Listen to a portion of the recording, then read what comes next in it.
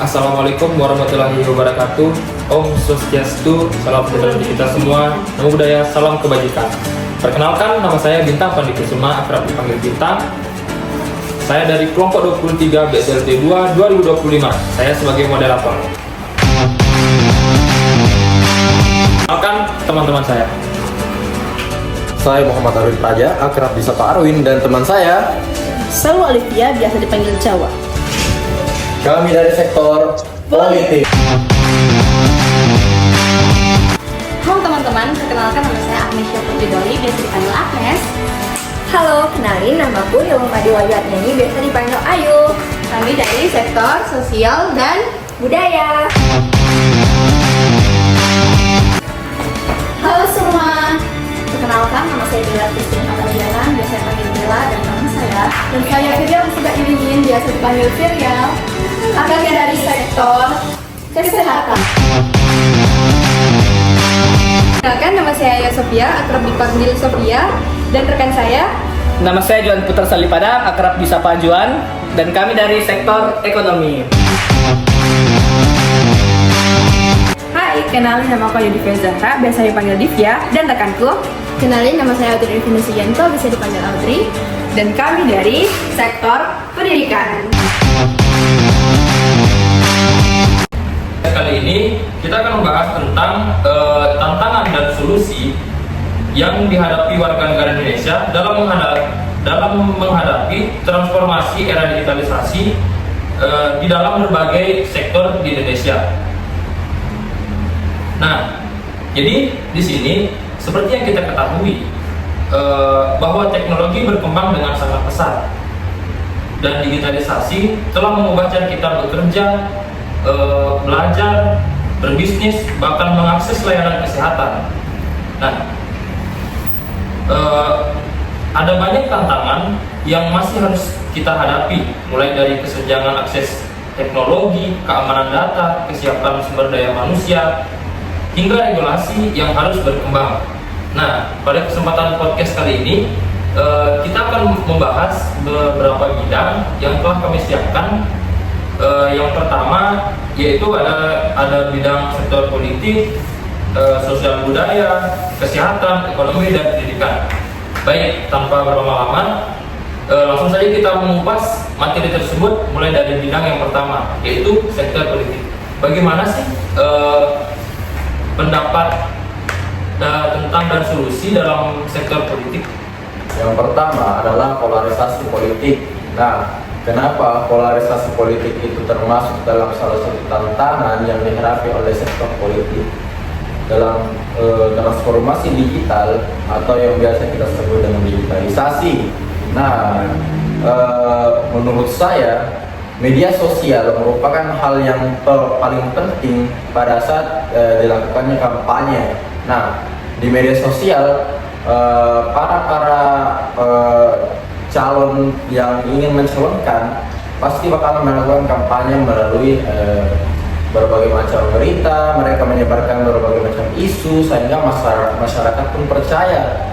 Nah, kalau kita lihat lagi dari katanya polarisasi politik yang dimana dapat menyebabkan perpecahan antara masyarakat dikarenakan perbedaan pendapat, itu tentu saja hal yang tidak kita inginkan. Kemudian yang kedua ada keamanan data privasi masyarakat. Keamanan data privasi masyarakat itu penting bagi kita untuk dijaga kerahasiaannya, karena kita tidak mau data pribadi masyarakat itu disalahgunakan oleh pihak-pihak yang tidak bertanggung jawab. Oleh karena itu demikian saya menghadirkan beberapa solusi untuk dua poin yang saya bawakan, yaitu yang pertama pada polarisasi politik. Seharusnya pemerintah melakukan sosialisasi sehingga masyarakat dapat melakukan literasi terhadap isu-isu yang beredar di media sehingga masyarakat dapat bersatu, masyarakat dapat memiliki pilihan mereka sendiri, dan masyarakat pun tidak terjadi perpecah belah antara lingkungan masyarakat. Kemudian yang kedua, untuk keamanan data dan privasi masyarakat. Solusi yang saya hadirkan yaitu mengajak pemerintah atau ya pemerintah melakukan kerjasama dengan sektor swasta ataupun pemerintah sendiri yang memperkuat tingkat privasi keamanan data atau membuat sebuah regulasi yang di mana dapat meningkatkan tingkat keamanan data. Mungkin dari bagian saya seperti itu. Apakah ada tambahan dari saudari Cawa? Tambahan dari saya itu baru-baru ini ada berita hoax tentang kasus bantuan sosial PHK pada ibu hamil. Nah, di situ itu menjelaskan tentang beredarnya sebuah unggahan pada media sosial yaitu Facebook. Nah, di situ diklaim sebagai bantuan sosial program keluarga harapan PHK untuk ibu hamil. Tetapi faktanya unggahan tersebut tidak dibenarkan atau tidak diresmikan oleh situs resmi atau Kementerian Sosial. Nah, unggahan ini khawatirnya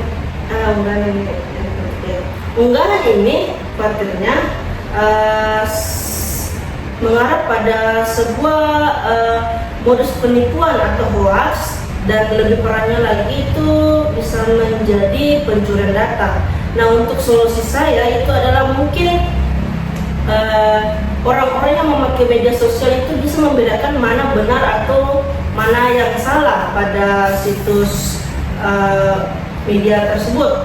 Nah, untuk para orang tua ini tidak terlalu bisa bedakan mana benar atau mana salah, bisa minta bantuan kepada anak-anaknya. Mungkin sekian dari saya kasih lemparan ke Arwin lagi. Mungkin sedikit tambahan dari saya benar-benar setuju terkait penyebaran berita hoax, karena semakin berkembangnya zaman, teknologi itu semakin canggih, makanya media sosial pun semakin banyak orang yang menggunakan. Mungkin kalau kita melihat data peningkatan penggunaan media sosial dari tiap tahun ke tahun itu meningkat, apalagi populasi di Indonesia sendiri meningkat secara signifikan dari tahun ke tahun.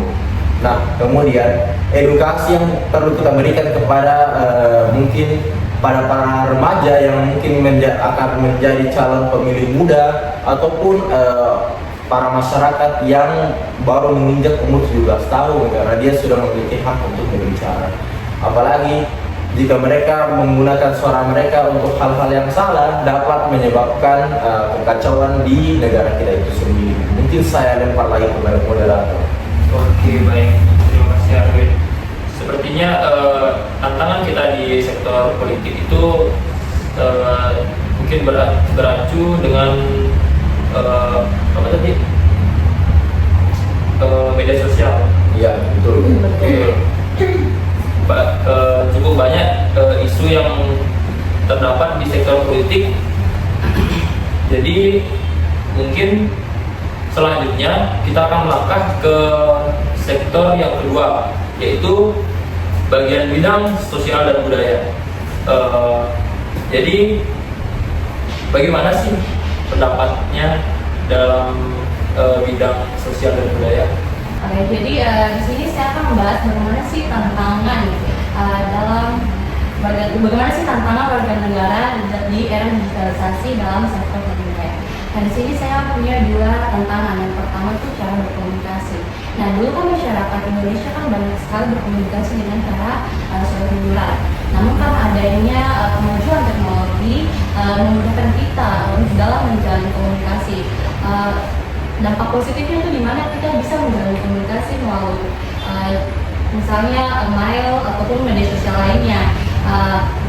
Dan kita bisa mempermudahkan komunikasi kita untuk keluarga-keluarga kita yang mungkin jauh di sana, jadi kita nggak bisa berkomunikasi. Tapi karena adanya media sosial, jadi memudahkan kita untuk bisa menjalin komunikasi. Nah, dampak negatifnya itu gimana?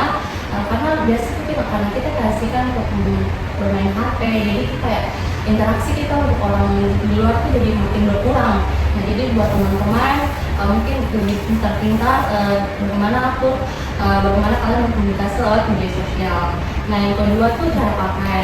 Nah, teman-teman pasti lihat di era sekarang dimana banyak sekali pergaulan ataupun cara berpakaian yang mengikuti gaya-gaya barat karena melihat di media sosial. Jadi kadang kita tuh tidak sadar bahwa cara pakaian kita itu agak kurang baik di lingkungan budaya kita. Jadi mungkin itu sekian dari saya, mungkin bisa dilanjutkan oleh Oke guys, jadi kan tadi udah dijelasin teman-teman saya Agnes bagaimana tantangan pada era digitalisasi ini di sektor budaya. Lalu bagaimana sih cara kita menghadapinya dan memanfaatkan kemajuan teknologi ini dengan bijaksana dan tepat. Yang pertama itu masyarakat perlu mengembangkan pendidikan digital, mereka lebih bijaksana dalam menggunakan digital. Seperti contohnya itu Indonesia makin program pelatihan yang diadakan oleh Kominfo, Indonesia makin cakap digital. Kemudian yang kedua yaitu meningkatkan literasi digital. Mengapa? Karena literasi ini merupakan kunci untuk kita bagaimana kita dapat menggunakan digital dengan bijaksana. Semakin kita sering literasi bagaimana cara menggunakan digital ini, otomatis kita akan lebih paham bagaimana menggunakan digital dengan lebih bijaksana dan efektif agar terhindar dari hal-hal yang tidak diinginkan. Kemudian yang ketiga yang terakhir yaitu kita perlu melindungi data pribadi kita. Seperti yang kita ketahui, sudah banyak kasus-kasus yang beredar di kalangan kita. Seperti halnya Instagram kita di-hacker, kemudian Facebook, mobile banking, yang paling parah itu seperti WhatsApp. Jadi WhatsApp kita itu sering di-hacker. Contohnya itu ada orang hack ini WhatsApp kita, terus dia gunain akun kita ini buat hal yang apa ya? Nggak baik itulah. Kayak misalnya dia chat saudara atau teman dekat kita ini kayak buat minta uang ke situ, kayak bahasanya boleh nggak pinjam uangmu dulu karena aku ada kepentingan di luar, aku nggak punya uang. Nah itu kan kayak otomatis ngerugiin kita kan, sama gitu teman-teman kita ini. Nah jadi maka dari itu seperti sebutkan tadi, jadi kita perlu membangun bakat kita sama literasi kita agar terhindar dari hal yang tidak diinginkan. Bukan sekedar supaya kita dianggap gaul dan keren kenal dengan digital, tapi supaya kualitas hidup kita ini meningkat dan terhindar dari hal-hal yang tidak diinginkan. Mungkin sekian dari kami berdua mengenai tantangan dan kesiapan di sektor sosial budaya. Jadi Oke, baik.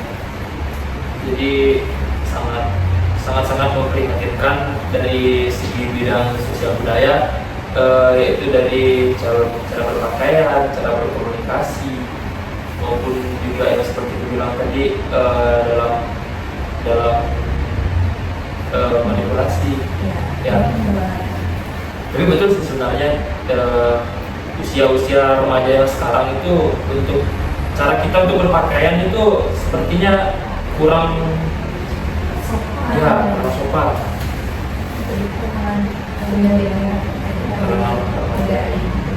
Mungkin kayaknya harus berikan edukasi ya.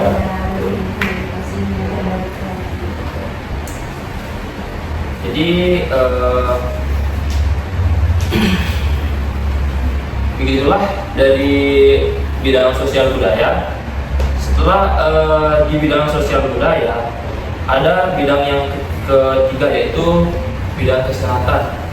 Jadi bagaimana sih pendapatnya tentang tantangan digitalisasi di bidang kesehatan? Nah, untuk bidang kesehatan sendiri ada beberapa tantangan transformasi digital dalam bidang kesehatan menurut Kemenkes tahun 2021. Di antaranya yang pertama adalah masalah pada layanan kesehatan primer dan sekunder, di mana data kesehatan itu sulit diakses oleh tenaga kesehatan dengan mudah dan real time. Lalu yang kedua, permasalahan pada layanan farmasi dan alat key data fitur sehingga tidak adanya standarisasi kode perusahaan. Lalu yang ketiga, permasalahan pada layanan ketahanan kesehatan berupa belum terpetakannya resiko penyakit di tiap daerah dengan baik. Permasalahan pada layanan SDM, di mana SDM kesehatan di Indonesia itu kurang, di rumah sakit sebesar 56,6% dan di puskesmas sebesar 82,5%. Saya melanjutkan, mungkin yang disampaikan oleh teman saya tadi Ferial itu adalah masalah atau tantangan yang akan dihadapi pada sektor kesehatan di era digital.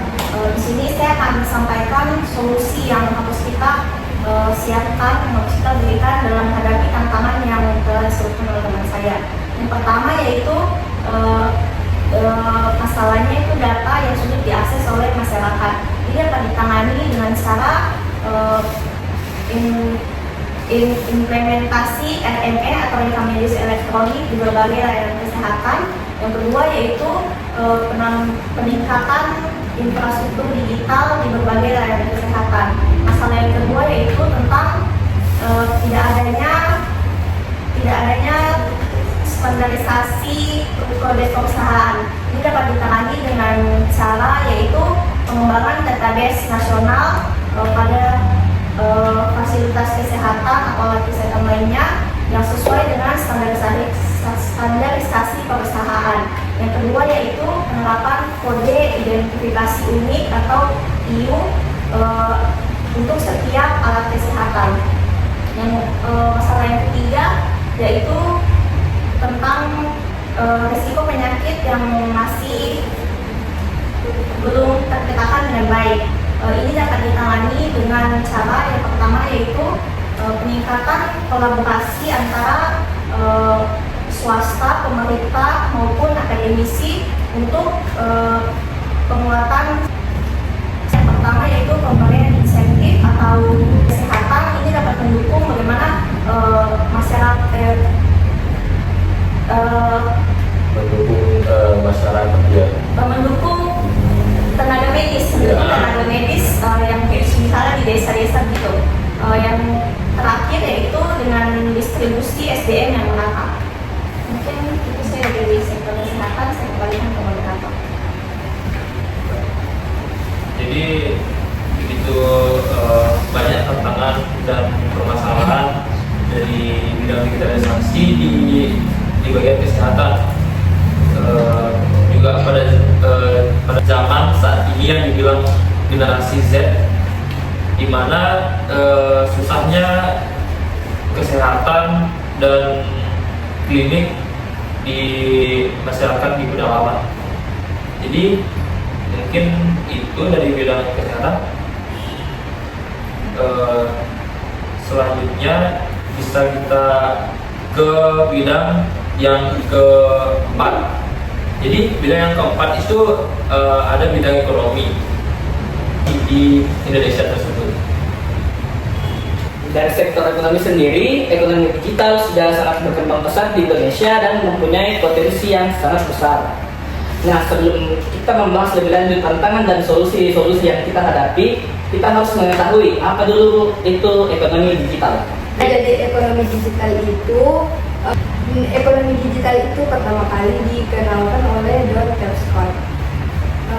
Bukan hanya transaksi saja, melainkan fenomena sosial yang mempengaruhi sistem ekonomi itu sendiri. Contohnya itu seperti kalau dulu itu kita mau transfer itu kita harus ke ATM dulu ya. Tapi sekarang kan kita bisa pakai SMS banking, mobile ya, ataupun e-wallet atau dompet digital seperti OVO,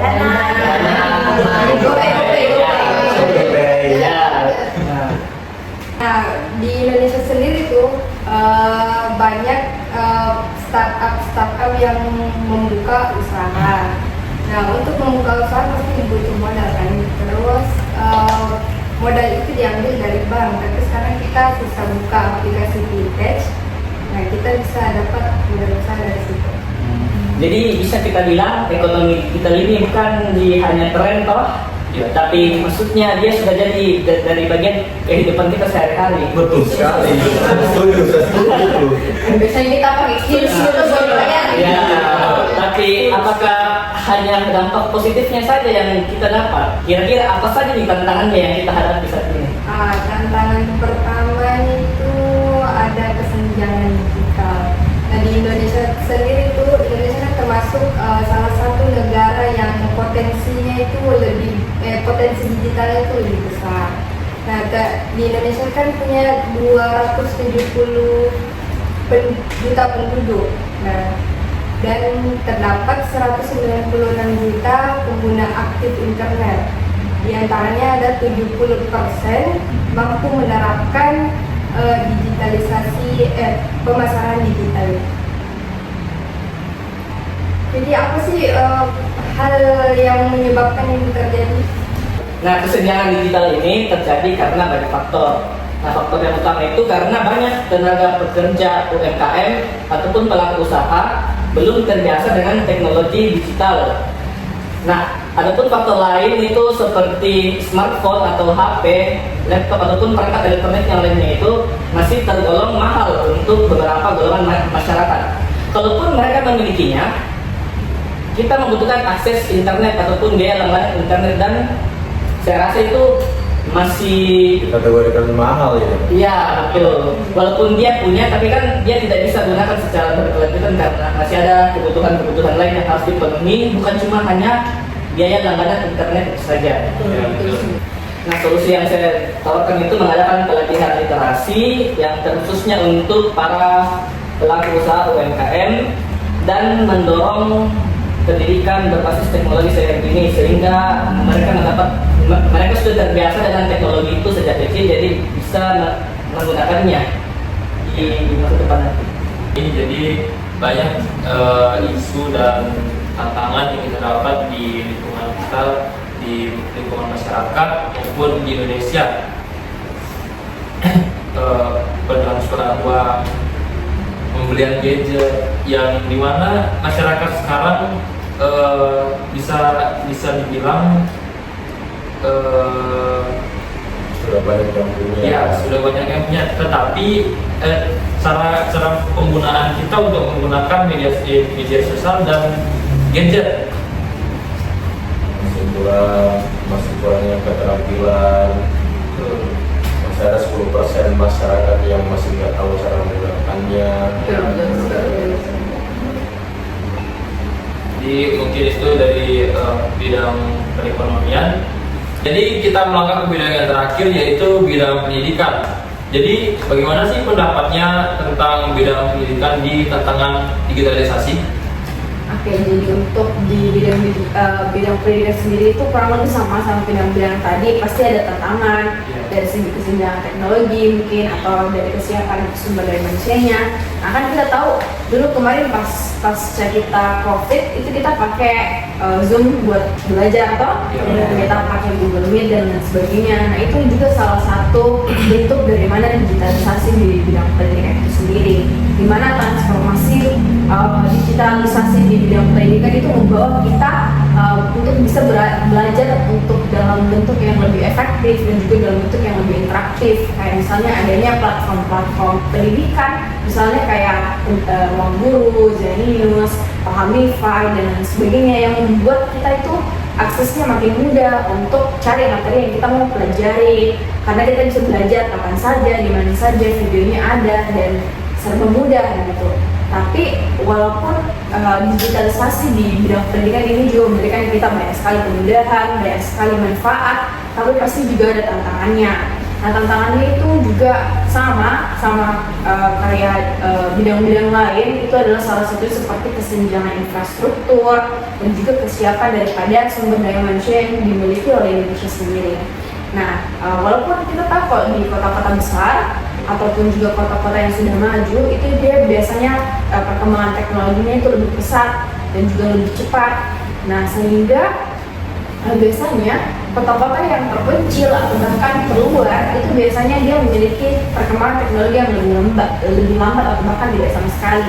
Jadi sebagai kesenjangan infrastruktur inilah yang membuat ataupun juga melimitasi bagaimana penerapan daripada digitalisasi di sistem pendidikan itu sendiri di Indonesia. Nah terus selain itu kita juga tahu bahwa ada juga kurangnya kayak pelatihan ataupun juga pembimbingan kepada dosen, kepada researcher ataupun juga kepada mahasiswa dan juga siswa tentang bagaimana sebenarnya kita harus memanfaatkan teknologi saat ini, misalnya seperti gawai untuk bisa kita pakai dalam memobilisasi bagaimana pendidikan kita itu sendiri. Karena berdasarkan dari jurnal yang saya baca dari jurnal pendidikan tahun 2023, kalau dikatakan sampai saat ini itu 76% itu masih ada sekolah ataupun juga lembaga pendidikan yang dimana mereka laboratorium komputernya itu belum bisa akses kepada perangkat elektroniknya siswa, dan juga 58% guru itu guru ataupun juga tenaga pendidik merasa bahwa mereka itu kewalahan dengan perkembangan teknologi yang pesat ini, karena hal ini akan berefek pada bagaimana cara mereka mengajar, karena nanti cara mereka mengajar itu akan bergantung pada efektivitas daripada penerapannya kepada siswa-siswa secara efektif gitu. Kalau itu dari saya mungkin dari Audrey bagaimana? Mungkin saya akan menyediakan solusi atau yang telah developer dan namanya untuk mengatasi kesenjangan akses pendidikan di Indonesia. Pemerintah itu bekerjasama dengan sektor-sektor swasta untuk meningkatkan infrastruktur digital seperti penyediaan internet melalui Indonesia Terhubung, kemudian dan juga dukungan perangkat teknologi ke masyarakat yang ataupun sekolah-sekolah yang terpencil. Selain itu, pelatihan keterampilan digital juga untuk melatih guru-guru atau tenaga pengajar agar bisa memanfaatkan teknologi sebagai alat bantu belajar seperti learning ataupun video conference.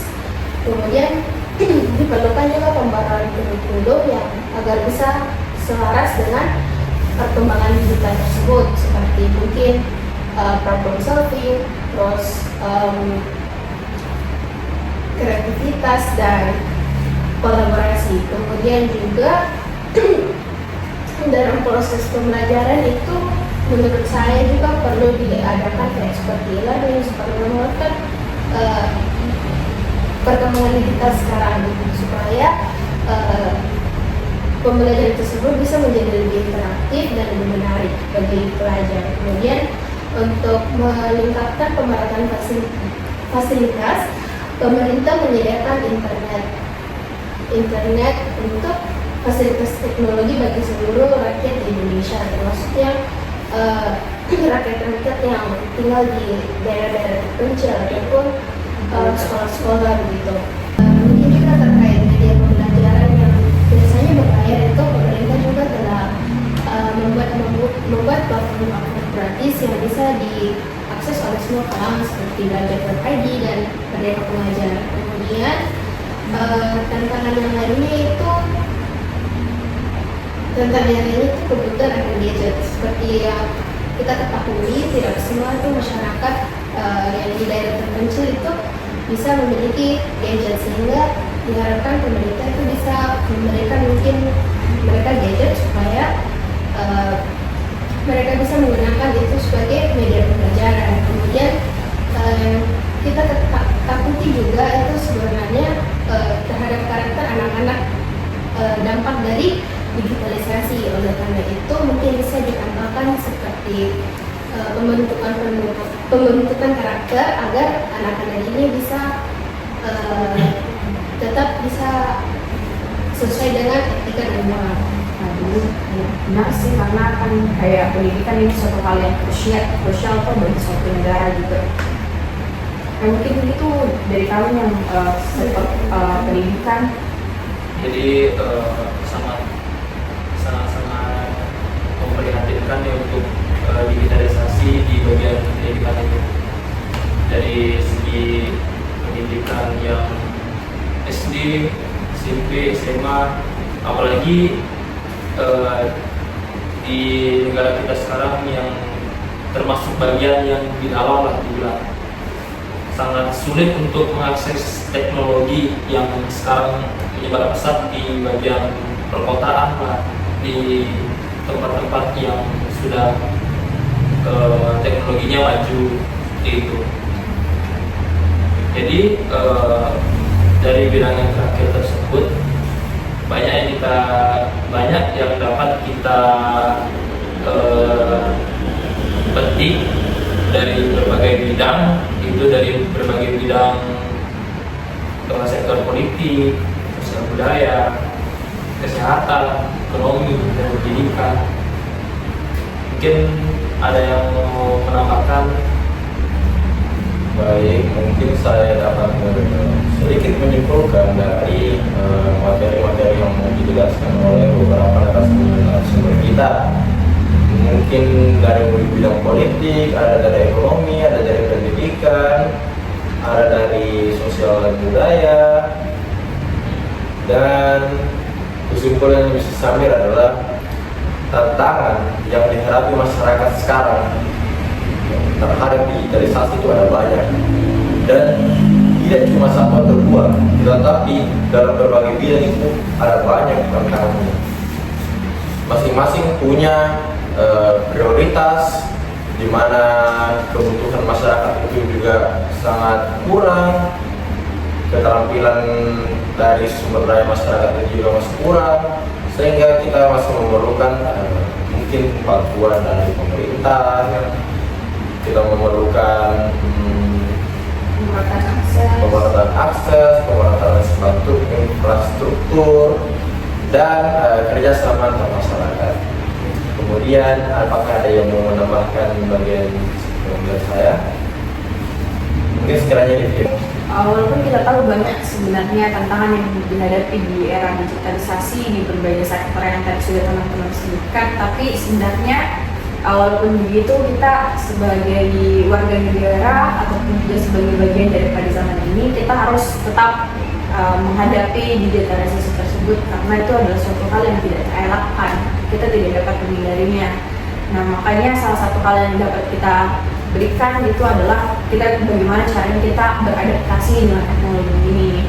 Nah, selain itu kita beradaptasi, maka pemerintah juga harus mengadaptasikan bagaimana kebijakan seharusnya diciptakan agar digitalisasi ini dapat hidup berdampingan di dalam setiap sektor-sektor kehidupan, misalnya politik, kesehatan, pendidikan, dan sebagainya, sehingga nantinya bagaimana teknologi dan juga bagaimana penerapannya ataupun juga implikasinya di berbagai sektor dapat memberikan manfaat yang besar dan juga dapat memudahkan kita di dalam menjalankan kehidupan sehari-hari.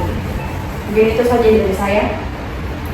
Mungkin sekian dari kami buat menyimpulkan beberapa pendapat-pendapat tentang kami hadirkan sebagai narasumber.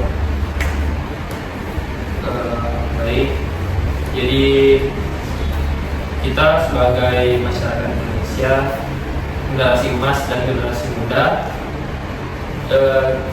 mari kita imbangkan kepada masyarakat dan mengoptimalkan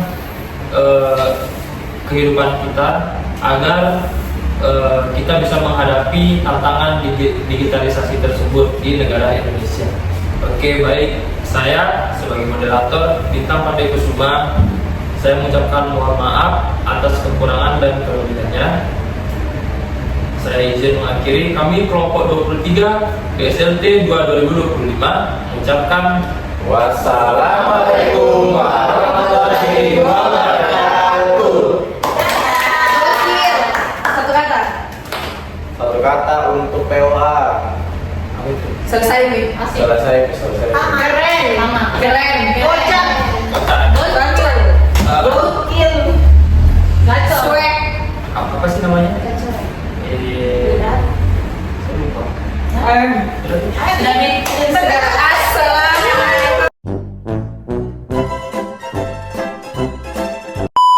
Politik. Dari sektor kesehatan. Dari Perkenalkan, nama saya Juan. 5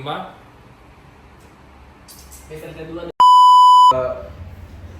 masyarakat di Indonesia. Nah, mungkin bisa di belakang.